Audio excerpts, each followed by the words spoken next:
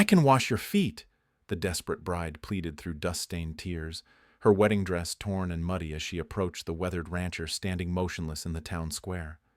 The townsfolk whispered cruel predictions. She would starve, disappear, or worse. A woman abandoned at the altar had no future in this unforgiving frontier settlement. But the quiet rancher possessed a dangerous secret that could either destroy them both or forge an alliance that would shake the very foundations of their rigid community. Hidden forces had orchestrated her downfall for reasons far more sinister than anyone suspected, and the choice he made in this moment would either condemn her to the fate everyone expected or ignite a chain of events that would expose a conspiracy reaching far beyond their small town. Would he turn away like every decent man should, or would his response change both their destinies forever? Before we continue, comment where you are tuning in from. Perhaps we will publish a story there.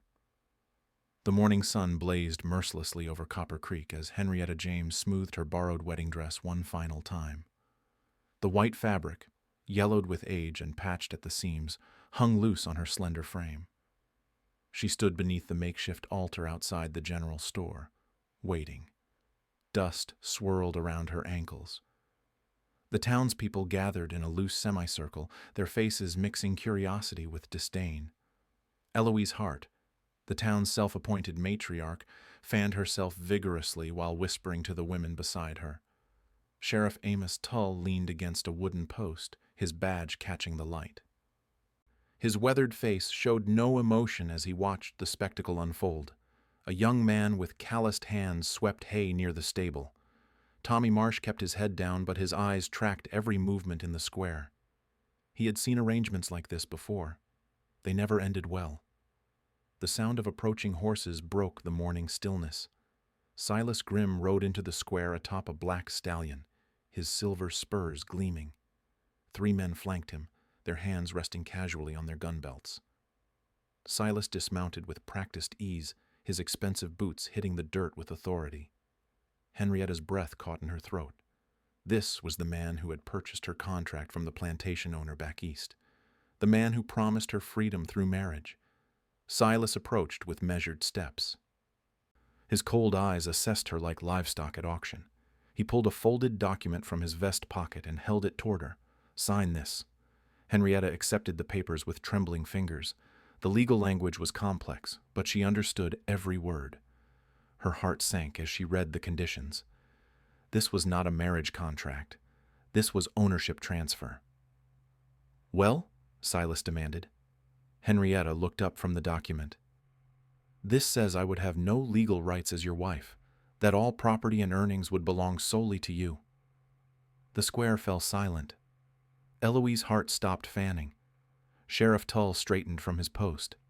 Tommy's broom stilled in his hands. Silas's face darkened. "You can read?" "Yes, sir. I can also write in cipher numbers." "Who taught you?"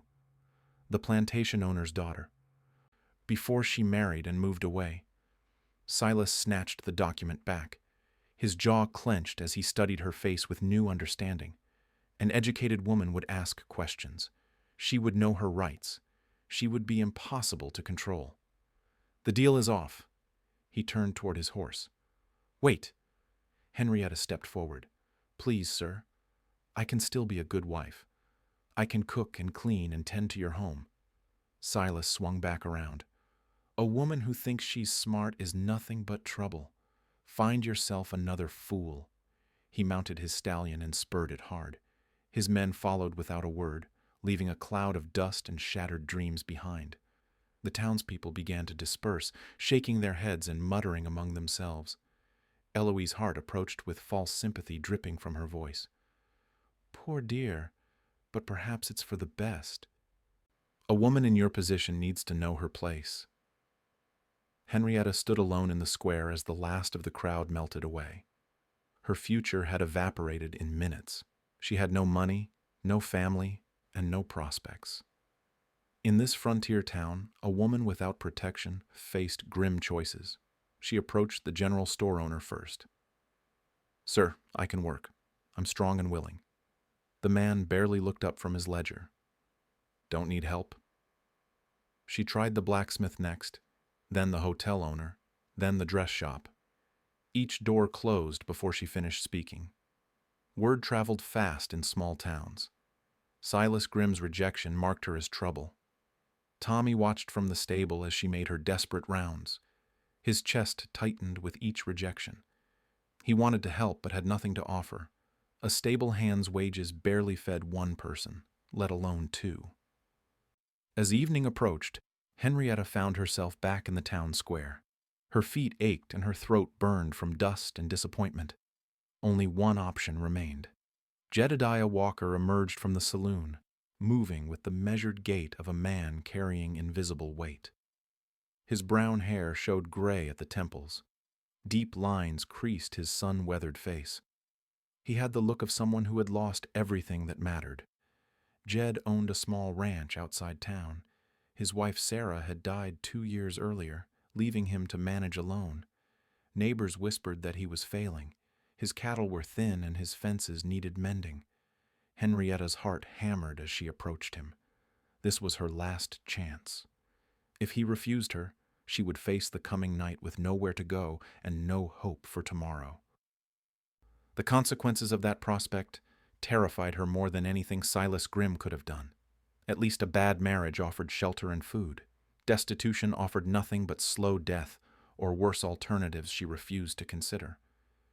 Jed looked up as she neared. His gray eyes held neither cruelty nor kindness, just the tired acceptance of a man who expected nothing good from life. Henrietta dropped to her knees in the dust before him. Her voice cracked with desperation as she spoke the words that would either save her or seal her fate. "I can wash your feet. Please, sir, I can work hard. I'll do anything you need." Jed stared down at Henrietta kneeling in the dust. Her desperate plea hung in the air between them. The few remaining townspeople watched from doorways and windows, waiting to see how quickly he would dismiss her. He studied her face. Tears had carved clean tracks through the dirt on her cheeks, but her eyes held intelligence. Something about her reminded him of Sarah during her final days, when she begged the doctor to save their unborn child. "Stand up," Jed said quietly. Henrietta rose on unsteady legs. Her hands shook as she brushed dust from her ruined wedding dress. "You said you can read?" "Yes, sir." Jed glanced around the square. Eloise's heart lingered near the general store, straining to hear every word. Sheriff Tull watched from his office doorway. This conversation needed privacy. "Walk with me." They headed toward the edge of town in silence. Henrietta's bare feet made no sound on the packed earth. Her shoes had worn through days earlier, but she had endured worse hardships. At his wagon, Jed reached under the driver's seat and pulled out a leather satchel. He opened it and withdrew a stack of papers. His jaw tightened as he held them toward her. "What do these say?" Henrietta accepted the documents carefully. The first was a notice from the bank about overdue payments. The second demanded immediate settlement of a feed bill. The third threatened legal action over unpaid taxes. "These are collection notices, sir. You owe money to several creditors." Jed's shoulders sagged. "How much?" Henrietta studied the figures. "Nearly $400 total." "That's what I figured." He took the papers back and stared at them. "My wife Sarah handled all the reading and writing. She kept the books, wrote the letters, managed everything that required education. The admission cost him." Frontiermen prided themselves on self-reliance. Confessing illiteracy to a stranger violated everything he had been taught about strength. "Sarah died giving birth 2 years ago. Lost the baby, too." His voice carried old pain. "I've been struggling to keep the ranch running ever since. Can't read contracts properly. Don't know how to write letters to buyers. The whole operation is falling apart." Henrietta waited. She sensed this moment balanced on a knife's edge. "I need help with the business side of ranching. Someone who can handle correspondence, keep proper books, negotiate with buyers." He met her eyes directly. "Would you be interested in that kind of work?" The question stunned her. She had expected him to offer kitchen duties or laundry work. Every other potential employer had seen her as suitable only for the most menial tasks. "What exactly are you proposing, sir?" A partnership. You handle the paperwork and business dealings. I handle the cattle and physical work. We split the profits equally. Henrietta's breath caught. Equal partnership with a white rancher was unheard of in Texas. Such an arrangement would violate every social custom and legal precedent. Sir, I'm not sure such an arrangement would be acceptable to your neighbors. My neighbors aren't facing bankruptcy. Jed folded the collection notices carefully. I need someone smart enough to save this ranch. You need a way to survive. Seems like we can help each other. Across the square, Eloise Hart gathered her skirts and marched toward them. Her face radiated disapproval and determination. This is highly irregular, Jedediah Walker, she announced before reaching them. What will people think? They'll think I'm trying to save my ranch, Eloise. By bringing that woman into your home, unmarried and unchaperoned? She fanned herself vigorously. The very idea is scandalous. She won't be living in my house. The old foreman's cabin is empty. She can stay there. Eloise's eyes narrowed. Mark my words. No good will come of this. A woman of her station has no business handling a man's affairs. Her station? Jed's voice carried warning. You know what I mean? Eloise lifted her chin. Some people need to remember their proper place in society. Sheriff Tull approached from across the square. His hand rested casually on his gun belt as he joined the conversation. Evening, Jed. Miss Hart. He nodded politely before focusing on Henrietta. I don't believe we've been properly introduced. This is Henrietta, Jed said. She's going to help me manage my ranch business. Tull's eyebrows rose. Is that so? What kind of help exactly? Bookkeeping, correspondence, record management. Interesting. The sheriff's tone suggested anything but approval. You sure that's wise? Woman in her position might not be the most reliable employee. Henrietta felt the familiar sting of prejudice. These people looked at her and saw only limitations. They assumed she was desperate, untrustworthy, and incapable of meaningful work. Tommy appeared at the edge of the group. He had been sweeping the same patch of ground for 10 minutes, listening to every word. Begging your pardon, he said quietly. But seems to me a person's worth ought to be judged by their actions, not their circumstances. Eloise whirled on him. Nobody asked your opinion, boy. Tommy ducked his head but didn't retreat. His quiet courage impressed Henrietta. Jed made his decision. Henrietta, if you're willing, I'd like you to start tomorrow morning. The cabin needs cleaning, but it's weatherproof. Yes, sir. I'm very willing. Then it's settled. He climbed onto his wagon seat. I'll pick you up at dawn. As Jed drove away, Henrietta stood alone facing the disapproving stares of Eloise Hart and Sheriff Tull. She had found unexpected opportunity in her darkest hour, but she could see the storm clouds gathering in their eyes. Dawn broke gray and cold over the Walker Ranch. Henrietta stood in the doorway of the small foreman's cabin, surveying her new home. The single room contained a bed frame with a thin mattress, a wooden table, and a pot-bellied stove. Dust coated everything like a shroud. She had spent the night cleaning and organizing. Her few possessions fit easily in the table's single drawer. The work gave her hands purpose while her mind raced with possibilities. Jed appeared at the cabin door as the sun cleared the horizon. His weathered face showed no emotion, but she caught him glancing around the spotless room with approval. Ready to see the books? The main house bore the neglect of a grieving widower. Dishes sat unwashed in the kitchen sink. Clothes lay scattered across furniture. But the small office where Sarah had once worked remained untouched, like a shrine to better days. Henrietta surveyed the chaos of papers covering the desk. Bills mixed with correspondence. Receipts buried important documents. The ledger book lay open to entries from 6 months ago. Where do you keep your cattle records? Jed pointed to a wooden crate overflowing with scraps of paper. Sarah used to organize all that. I just threw everything in there after she died. Henrietta rolled up her sleeves. The magnitude of the task became clear as she sorted through the accumulated mess. Jed owed money to the bank, the feed store, the veterinarian, and 3 different suppliers. His cattle records were incomplete. His correspondence had gone unanswered for months. But underneath the chaos, she discovered something remarkable. The ranch had strong bones, good grazing land, healthy breeding stock, solid relationships with reliable buyers. Sarah had built an excellent foundation before her death. Your wife was a remarkable businesswoman. Jed's jaw tightened. She was remarkable at everything. By midday, Henrietta had created order from chaos. She separated bills by priority, organized correspondence by date, and began reconstructing the cattle records from scattered notes and receipts. Her first major discovery came while reviewing breeding records. Sarah had been tracking bloodlines meticulously. The ranch's bulls carried premium genetics that commanded top prices, but Jed had been selling his cattle to local buyers at standard rates. "You're underselling your stock by at least 30%. Jed looked up from mending a bridle. "What do you mean?" Henrietta spread the breeding charts across the kitchen table. "Your cattle have superior bloodlines.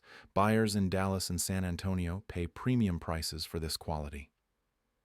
You've been selling to local dealers who treat them like common stock." Sarah handled all the buyer relationships.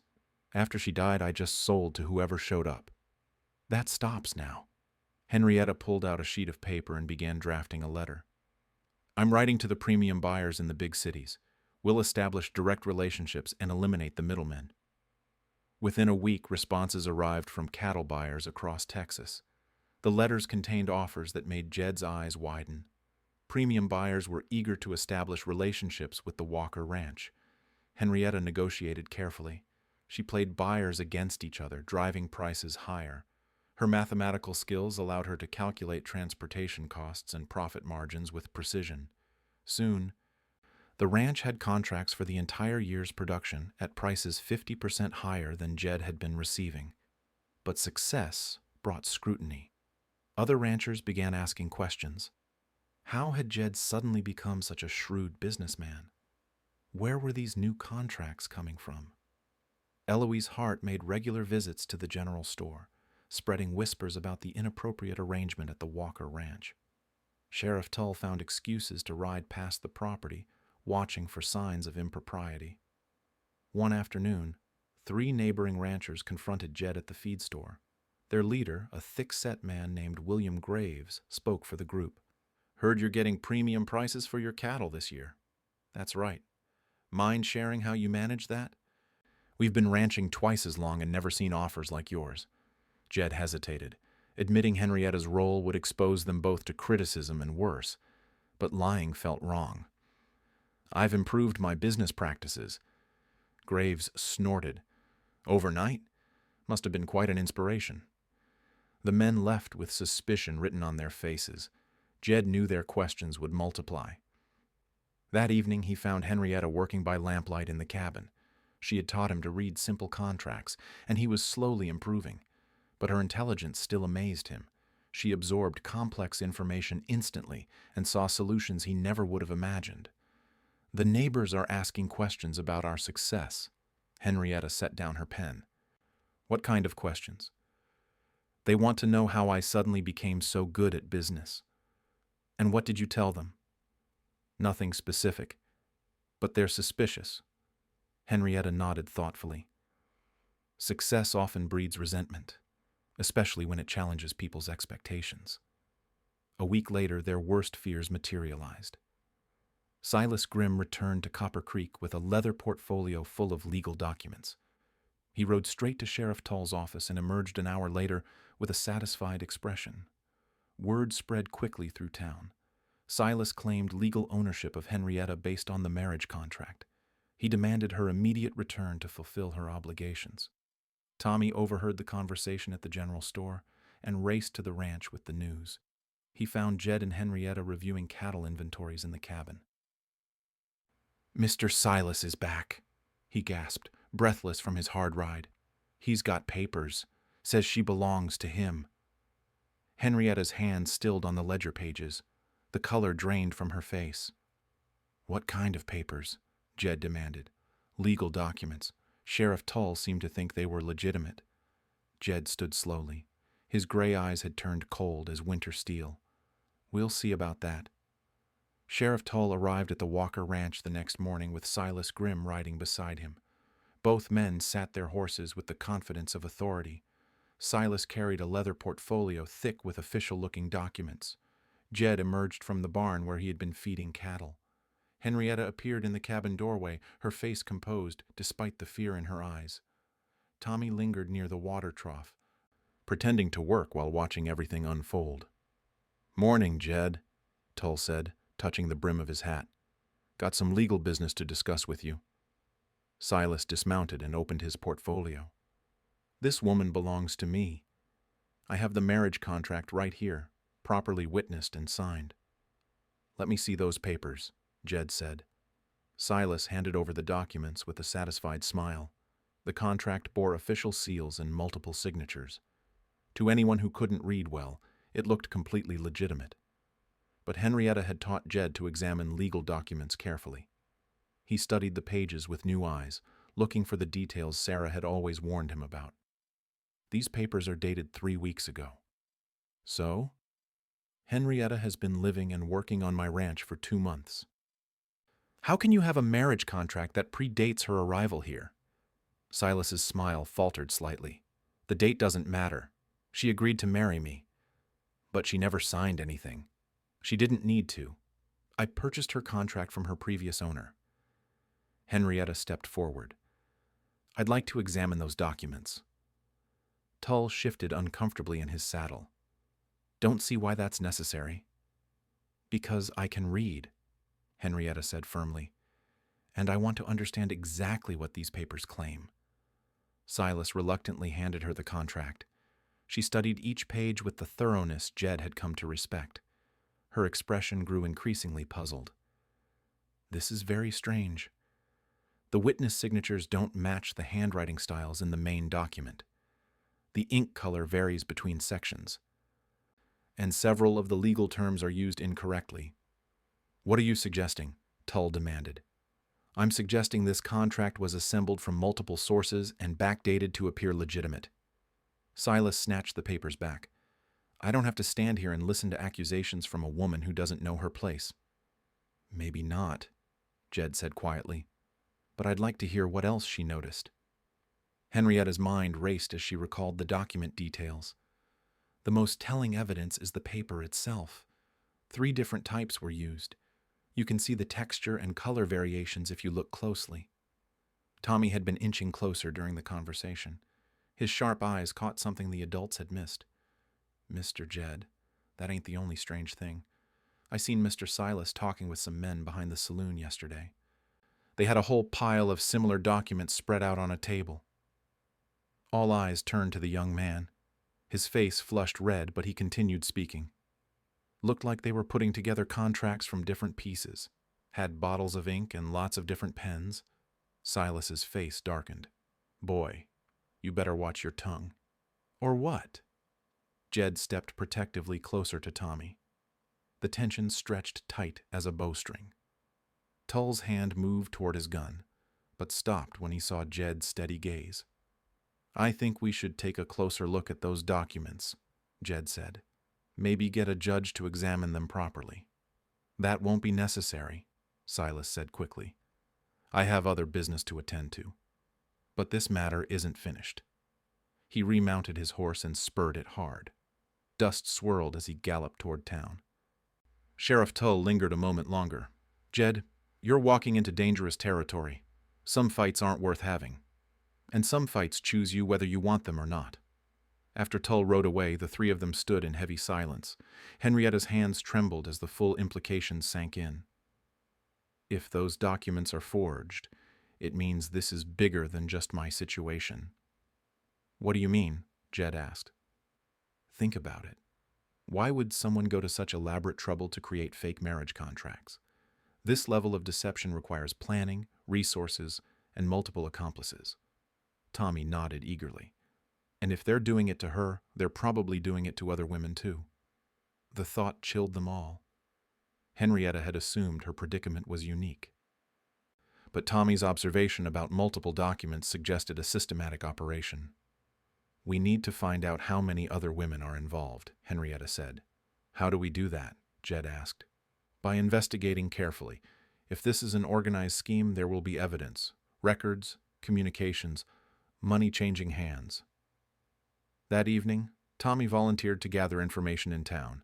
His work at the stable gave him access to conversations and documents that others might not notice. People tended to ignore young workers, making him an ideal spy. He returned the next day with disturbing news. 3 other women had been brought to nearby towns under similar circumstances in the past year. All were educated. All had been abandoned or sold by men claiming to be their husbands. All had disappeared without explanation. "Disappeared how?" Henrietta demanded. "Nobody knows. They were just gone one day. People assumed they moved on or found other arrangements." The pattern was becoming clear.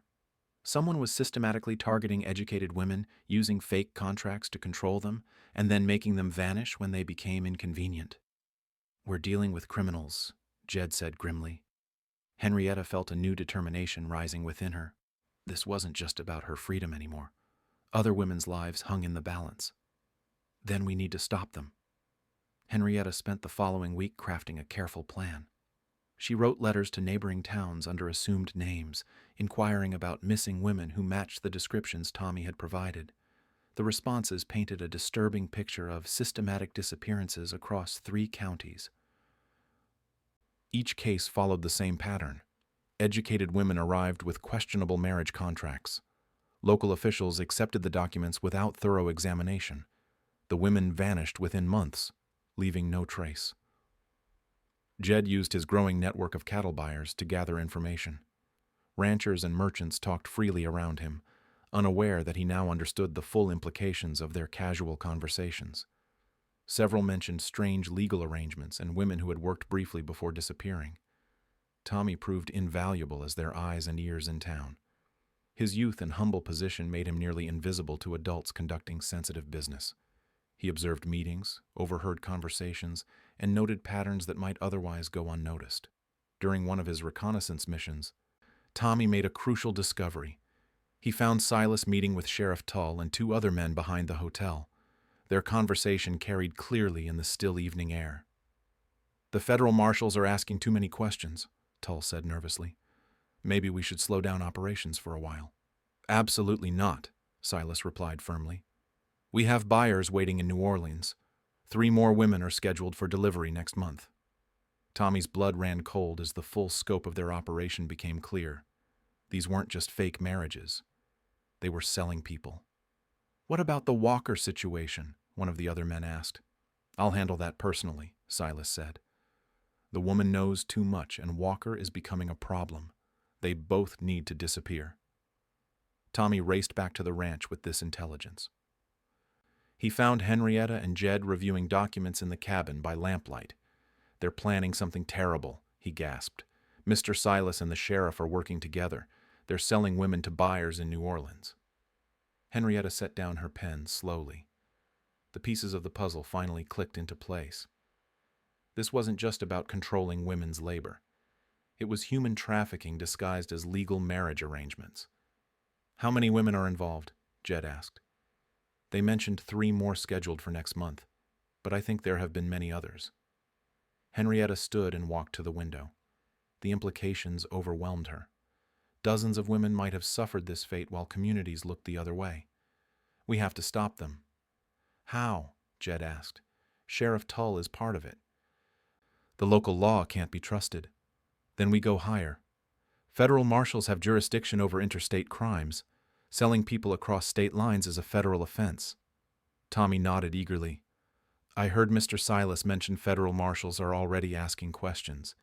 Maybe someone else has reported suspicious activity." Henrietta began formulating their strategy. They needed irrefutable evidence presented to the right authorities. But gathering that evidence would be dangerous, especially if Silas suspected their investigation. "We need to be very careful. If they realize what we're doing, we could all disappear like the others." Over the next few days, they worked systematically to build their case. Henrietta drafted detailed reports documenting each missing woman, including dates, locations, and circumstances. Jed used his business connections to gather witness statements from people who had seen suspicious activities. Tommy continued his surveillance, mapping the network of accomplices and documenting their meetings. Their breakthrough came when Tommy discovered a cache of documents in Silas's hotel room. While cleaning the hallway, he noticed the room was empty and the door slightly ajar. Inside, he found a strong box containing contracts, correspondence, and financial records. The documents revealed the full scope of the operation. Silas worked with corrupt officials in multiple towns to create fake marriage contracts. The women were then sold to buyers who transported them to other states where they disappeared into forced labor or worse situations. Tommy carefully copied the most incriminating documents, replacing the originals exactly as he found them. The evidence was overwhelming and undeniable, but their investigation had not gone unnoticed. Eloise Hart approached Jed at the general store with a warning disguised as gossip. "People are saying you and that woman are causing trouble, asking too many questions about things that don't concern you." "What kind of trouble?" "The kind that gets people hurt." Her voice carried genuine concern beneath the judgmental exterior. "Some folks think you should mind your own business before something unfortunate happens." Jed understood the implied threat. Their activities had attracted dangerous attention. That evening, he found Henrietta preparing a comprehensive report for the federal marshals. Her handwriting was precise and her arguments methodical. She had compiled evidence that would destroy Silas's operation and expose the corruption throughout the region. "This is enough to convict them all," she said, reviewing her work. "But we need to get it to the right people without being stopped." "How do we do that?" "We make it public. If we present the evidence openly in front of the entire community, they won't be able to silence us or make us disappear." Jed nodded slowly. It was a dangerous gamble, but their only realistic option. "When?" "Tomorrow, at the town meeting. Everyone will be there, including witnesses who can verify what we present." Tommy entered the cabin carrying his latest intelligence. "Mr. Silas is meeting with his men tonight. I heard them talking about ending the Walker problem permanently." Henrietta looked at Jed with grim determination. "Then tomorrow it is." The town meeting convened at high noon in the largest building available, the church sanctuary. Henrietta stood outside, clutching her carefully prepared documents. Her heart hammered against her ribs, but her mind remained clear and focused. Jed squeezed her shoulder gently. "You ready for this?" "As ready as I'll ever be." Tommy positioned himself near the back door, ready to fetch help if needed. Federal marshals were reportedly in the next county investigating similar crimes. If their plan worked, reinforcements would arrive within hours. The sanctuary filled quickly. Ranchers, merchants, wives, and workers packed the wooden pews. Eloise Hart occupied her usual front row seat, fanning herself nervously. Sheriff Tull stood against the side wall, his hand resting on his gun belt. Silas Grimm entered with 3 associates, their faces hard and watchful. They took seats near the center aisle, positioning themselves to control the room's exits. Mayor Harrison called the meeting to order. The agenda covered mundane town business, road repairs, school funding, livestock regulations. Henrietta waited patiently through each tedious discussion. Finally, Mayor Harrison asked if anyone had additional business to address. Henrietta stood. Every head in the room turned toward her. Conversations died to whispers, then to complete silence. "I have evidence of criminal activity that affects this entire community." Silas half rose from his seat. "This woman has no right to speak at a public meeting." "Actually, she does," Mayor Harrison said reluctantly. "Town meetings are open to all residents." Henrietta walked to the front of the sanctuary. Her legs felt unsteady, but her voice remained strong and clear. "My name is Henrietta James. 3 months ago, I was brought to this town under a fraudulent marriage contract. What I discovered since then will shock you all." She held up the documents Tommy had copied from Silas's room. "These papers prove that a criminal organization has been operating in our region for over 2 years. They create fake marriage contracts to control educated women, then sell those women to buyers in other states." Gasps rippled through the crowd. Several women covered their mouths in horror. Sheriff Tull stepped forward. "Those are stolen documents. This woman is a thief and a liar." "Then let's examine the evidence," Henrietta replied calmly. She opened the first document and began reading aloud. This letter from Silas Grimm to a buyer in New Orleans discusses the sale of 3 women for $800 each. Silas lunged toward her, but Jed blocked his path. The 2 men faced each other in tense confrontation. "She's lying," Silas snarled. "Those documents are forgeries." Henrietta continued reading. Each piece of evidence painted a more damning picture: financial records showing payments for human cargo, correspondence discussing the best methods for controlling educated women, lists of names and locations spanning multiple states. The crowd's mood shifted from skepticism to outrage. Women wept as they realized the scope of the crimes. Men muttered angrily about corruption in their midst. "Furthermore," Henrietta said, "I have testimony from witnesses in 3 neighboring towns about women who disappeared under identical circumstances." She called Tommy forward. The young man's voice shook, but he clearly described everything he had seen and heard. His detailed observations left no doubt about the conspiracy's reality. Eloise Hart rose slowly from her front row seat. Her face showed a mixture of shame and determination. "I owe this woman an apology. I judged her unfairly based on appearances and prejudice, but her courage and intelligence have exposed evil that we all should have recognized." The matriarch's public admission swayed the remaining doubters. If Eloise Hart acknowledged Henrietta's credibility, the evidence must be genuine. Sheriff Tull drew his weapon, but found himself facing a room full of angry citizens. Several ranchers had positioned themselves between him and the exits. His authority crumbled in the face of overwhelming opposition. "You're all making a terrible mistake," he said desperately. "This woman is a troublemaker who's filled your heads with lies." "The only lies we've heard came from you and Silas," Mayor Harrison declared. "I'm relieving you of your duties pending investigation by federal authorities." At that moment, Tommy burst through the back door with 3 federal marshals behind him. Their timing was perfect, as if orchestrated by divine providence. The lead marshal surveyed the scene quickly. "We've been tracking this criminal organization for months. If you have evidence, we're very interested in seeing it." Henrietta handed over her complete documentation. The marshal examined each piece with professional thoroughness. "This is exactly what we needed to complete our case. Ma'am, your investigation has probably saved dozens of lives." Silas and his associates were arrested immediately. Sheriff Tull joined them in shackles, his corruption finally exposed. The federal marshals promised swift justice and protection for all witnesses. In the days that followed, the scope of their crimes became fully apparent. The network had operated across 5 states, affecting over 40 women. Most had been recovered alive, though all bore scars from their ordeals. Henrietta's courage in speaking out had broken the conspiracy's power and freed its victims. 3 weeks later, Jed knelt in the same church sanctuary where Henrietta had exposed the truth.